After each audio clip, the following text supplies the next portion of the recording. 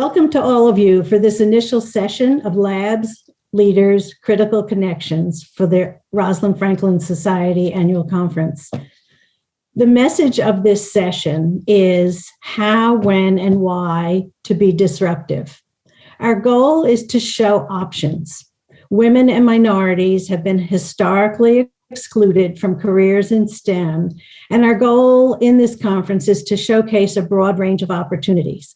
This session will do that in spades. These presenters will surely help us focus on new opportunities for women and minorities in STEM. The three people speaking have incredibly successful and varied careers in supporting women in STEM. Please read their bios. They are really worth reading, but I don't want to take up time from their presentations to share this with you. But please promise me you will check those bios. The overlap of their impressive careers is in the founding of FirstClose Partners, supporting venture capital projects for women and underrepresented minorities worldwide. I guarantee you will learn new opportunities and incredible successes from these three really impressive speakers. So I'll thank them in advance and pass the microphone over to Carolina, who will begin the presentation for the three of them. Thanks so much, Carolina. No, Carla, thank you so much for having us here today. As I reflected on how I could kick off a panel on how, when, and why we should be disruptive, I actually thought about a story that you shared with us, Carla, which was around an advisor discouraging you to follow a career in for-profit when you shared that that was an interest. And I am sure a lot of people in this audience resonate with that story because it's one that I myself have as well. So I thought it would be good before kicking off into talking about the incredible work that my partners and I are doing around FirstClose to talk a little bit about my personal journey. So I am the proud daughter of two incredible immigrant parents. My mother cleaned homes, but she had the mindset to call it entrepreneurship. And my father worked two back-to-back factory jobs as a machinist at a company called Paul Corporation. And I mentioned Paul because it was the first spark in why STEM was something that was quite important in my family. So Paul Corporation was started by a PhD in physical chemistry named Dr. Paul. He invented something called the Paul filter. And basically what it did, it made blood transfusions much more safer because they filtered out white blood cells. So you can reduce infections in that way. And it was inspired because his wife had a specific type of anemia, and it required constant blood transfusions. Although my father was a machinist at the company, the impact of the work that he was doing there was something that he brought home with him. And he would tell us about the work that they were doing at Paul, bringing forward the annual reports and like anything he even heard at some of the all hands meetings. And that had a big impact in both my brother and myself and how we thought about STEM and what we wanted to pursue in our careers. But interestingly enough, when I was in high school and I was in my AP chemistry class, sometimes people didn't think I belonged in those rooms. And teachers didn't have that perception of me being good at science. At the same time, I had a advisor that told me that I was only meant for junior college. So he kind of shut down all the list of schools that I wanted to go to. I disrupted my thinking and decided not to pay attention to that advisor and went on to Cornell. But what stuck with me is that I'd still have to go back to that AP Chem class where the teacher wasn't supportive. And when I raised my hand, my questions were always perceived as dumb. And other kids started seeing that. And my self-esteem started going down in how I saw myself as a potential scientist. So I decided not to major in a STEM field when I went on to Cornell. So fast forward, while I ended up working, majoring in economics and working in Wall Street, I still had a connection to STEM because I tutored kids in math and sciences in inner city schools. And that experience gave me the wherewithal to eventually want to start a startup in STEM education. I had never been an educator in STEM myself, but basically the idea actually came from my dad's Paul experience, where we would put together little kits around science experiments and have parents actually teach their kids and inspire them to persist in STEM at a young age. That business failed dramatically, but it was also a great experience for me because it gave me the courage to explore and try different pathways and avenues of what my career could be. And as a result, I ended up working at that time, a nonprofit with 5 people basically working out of a closet called Girls Who Code. And our mission was to change the mindsets of young women and empower them to want to become computer scientists. And that's where I saw an environment where when you have women in underrepresented groups together supporting themselves, that magic can happen, where a young lady can feel that she can invent a bra that can detect cancer because her mom had cancer, and that was a lived experience. So fast forward from that experience, I ended up working in something called venture capital at a fund called KPOR Capital, which invested in impact companies in the areas of digital health, financial services, and a bunch of other sectors. And the best part of my job was working with entrepreneurs, but all of them had very different backgrounds and why they started companies. And one that stands out to me was 2 Latino founders, both scientists, and they wanted to start a company focused on creating biobanks around the Latinx population, because there's such few data in terms of developing new drugs, because many of these drugs are created around the mass population.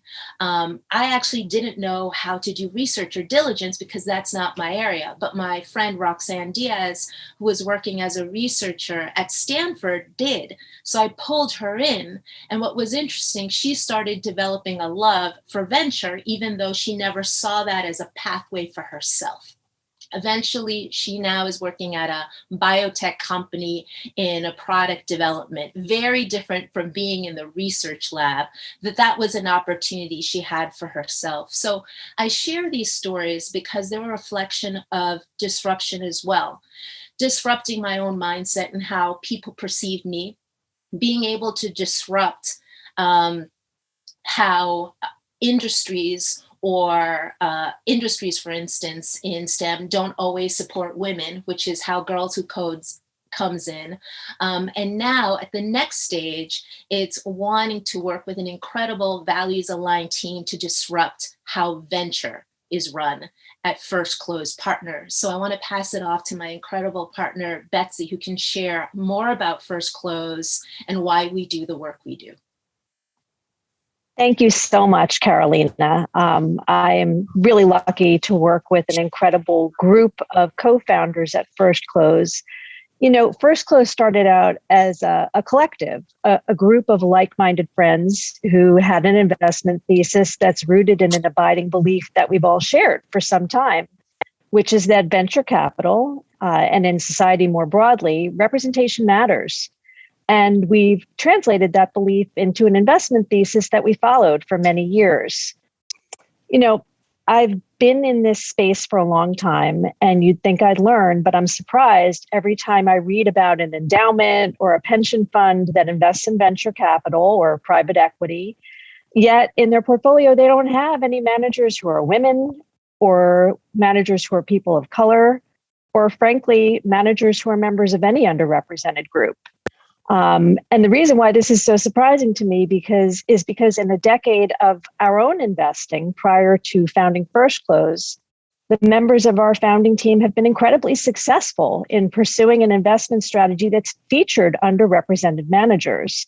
We've been successful at finding those managers to back, and I put those managers' numbers up against a group of white males any day. not that I've got anything against white males, but they certainly don't have a monopoly of talent in this arena or anywhere else.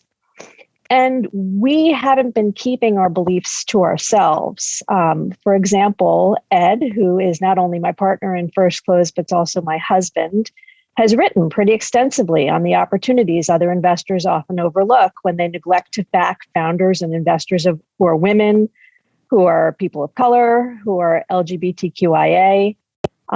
Members of our founding team have spoken on panels about these kinds of opportunities. We've written articles in Forbes and in the Wall Street Journal. And more to the point, over the years, we've made lots and lots and lots of introductions connecting talented and successful underrepresented managers to other investors whom we thought they should know. But what we found is that the wheels of change grind pretty slowly. So in our experience, we would make those intros, but converting those intros into a sale, we saw was tough for people.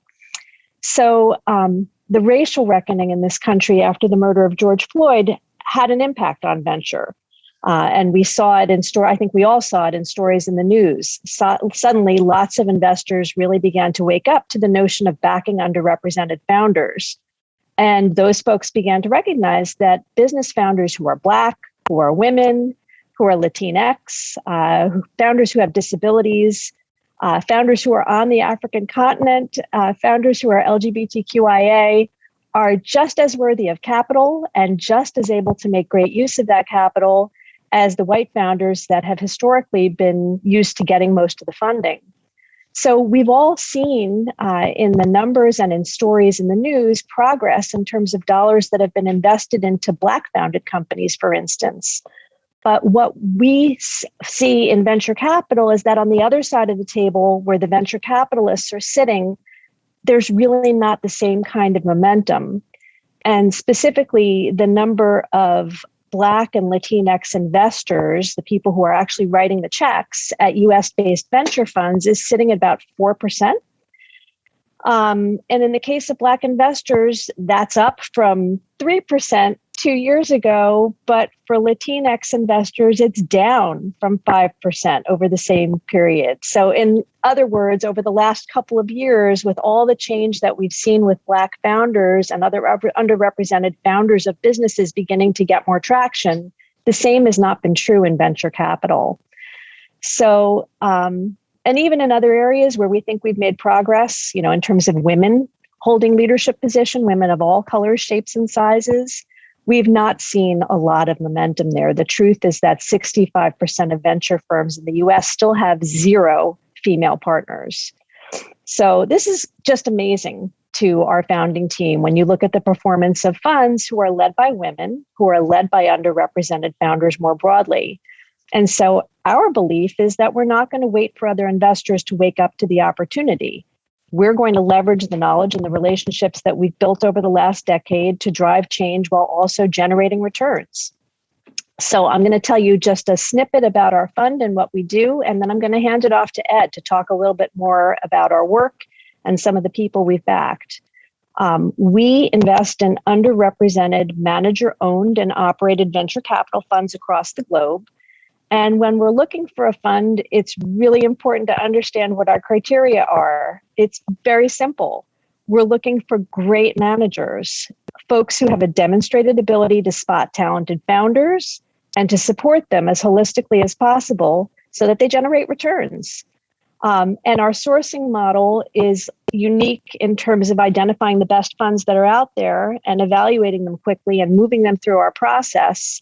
And it starts with what we believe is the most equitable sourcing approach, where we do not prioritize what are called warm intros. In other words, intros made by friends and other folks that we know in the industry. That helps us to debias. So we look across the entire industry, from cold intros to warm intros. Any way a fund wants to make its way to us to tell us about themselves, we give them an equal look. And now I'm going to pass it on to Ed to talk a little bit more about the work that we're doing and the managers that we're backing. Thank you, Betsy. I appreciate the opportunity to have this conversation and really appreciate the work that the Rosalind Franklin Society is doing. Betsy talked about founders and underrepresented managers or venture investors in our case who are underrepresented being worthy, at least as worthy as their white counterparts or their straight white counterparts who are overrepresented in these fields. And I want to dive into that a little bit. One of the co-founders of our fund is a woman named Regina Benjamin. And Regina Benjamin was rejected by Yale Law School. And this is a story that Regina tells, so I'm not embarrassing her. She was rejected by Yale Law School because she wrote them a letter saying, I'd like to attend Yale Law School. And they said, we think it might be a good idea for you to go to college first. She ended up being the Surgeon General of the United States of America. She ended up being a MacArthur Genius. She ended up with an award from the Pope. She ended up being Woman of the Year from both CBS This Morning and separately from People magazine. So why did she write Yale this letter? Why was she so unknowledgeable about how the medical school process works? Until Regina went to college, she had not seen a doctor who looked like her. Representation matters. It was not in her network to socialize with people who were doctors. Her parents didn't have friends who were doctors. This is too frequently the story and the way it works.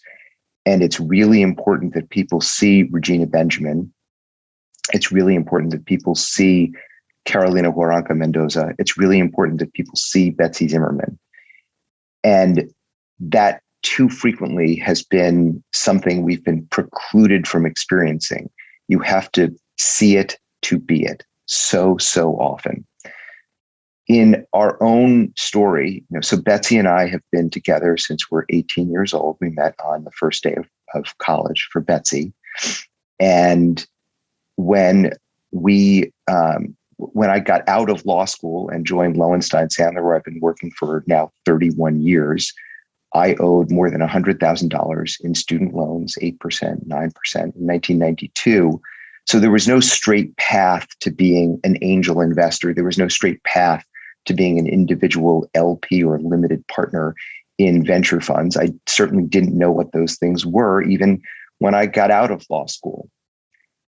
I want to fast forward to the mid to late 90s. I'm teaching startup law and internet law at Rutgers Law School in Newark, New Jersey, and working at my law firm, Lowenstein Sandler. And I start with a friend, our tech group, representing startups and venture funds. And I think the internet is just the best thing that could possibly exist. And it's a really exciting opportunity.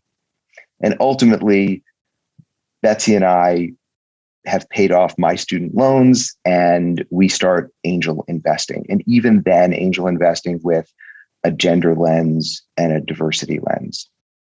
And that's kind of also a big part of our social network at the time. Fast forward again, and we're now the week after George Floyd is murdered, Dominique Fells has been murdered, Breonna Taylor has been murdered.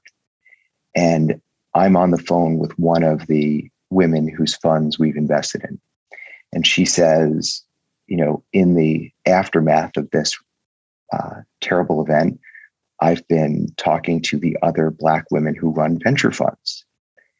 We want to know who's actually been writing checks into our funds, who's actually believed in us and invested in us, because there's no list. And it turns out there are very few investors who have backed 3 of us, and even fewer who've backed more than 3 of us. It turns out, Ed, you and Betsy have backed pretty much all of us. And we think that you are the most prolific investor in Black women-led venture funds. We think that you may be the most prolific investor in Black-owned venture funds. And we know that you've invested in all these great funds and that for years you've been the only white person in the Black Women Talk Tech boardroom, and you've hosted an annual event to introduce underrepresented venture investors to the people who invest in those funds, but you don't speak publicly about your investing in venture funds. And we think you could be more of an amplifier for us if you did. And I'm going to pause there. Why didn't I speak publicly about it? I spoke publicly about political things. I spoke publicly about the racism, misogyny, and homophobia in venture. I was embarrassed to speak publicly about having money. I was embarrassed about affluence. My upbringing did not result in me having a level of comfort in talking about what I had financially. And I realized that that was actually an impediment, right? Because I wanted to be helpful. I wanted to add value. But the other real realization was what she said next, which is you have expertise in a market segment. This is a market segment. And while I had certainly thought of investing in underrepresented managers as a financial opportunity, I hadn't thought of it as a market segment. I thought of investing in the internet as a market segment. I thought of clean tech, which I don't really do, although I love the environment, as a market segment. I thought of Europe as a market segment. I did not think of the people next door who don't get invited to the party as a market segment. And all too often, they don't get invited to the party. And an example of that is in 2013, I published a case study at Columbia, where I've been teaching venture capital for 17 years, saying that in America, 89% of all venture capital investors are men. 87% are white.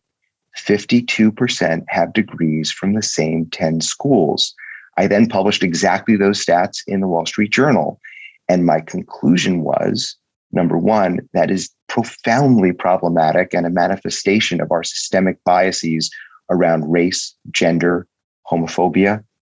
But also, if you have people who went to the same school, who look the same, who have the same network, who grew up with roughly the same levels of affluence, their insights are going to be a narrower set of insights than if you include people who have been on the outside, if you include people who didn't go to those schools, if you include people who have a tremendously different network. And while this sounds like social justice, there's certainly an important component of social justice. There's certainly a values alignment around mission.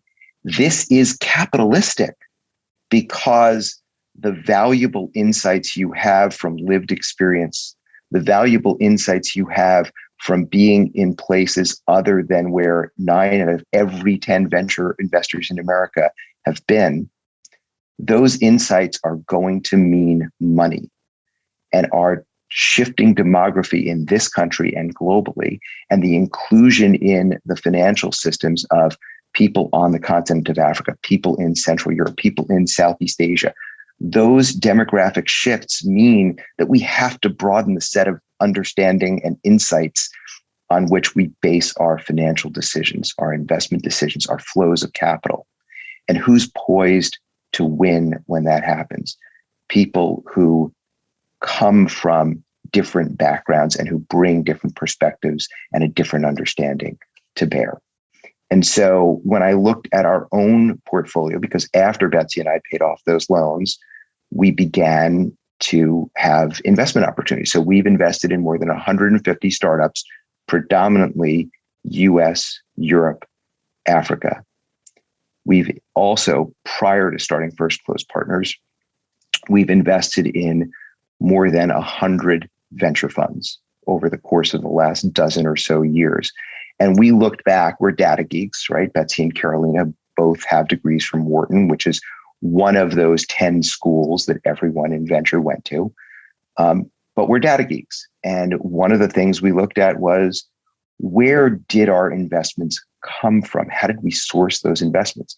And it turned out that of the first 81 venture funds we had invested in through 2018 or 19, 49 of those funds were investments that came to us through our social network, our professional network, from underrepresented investors at those funds.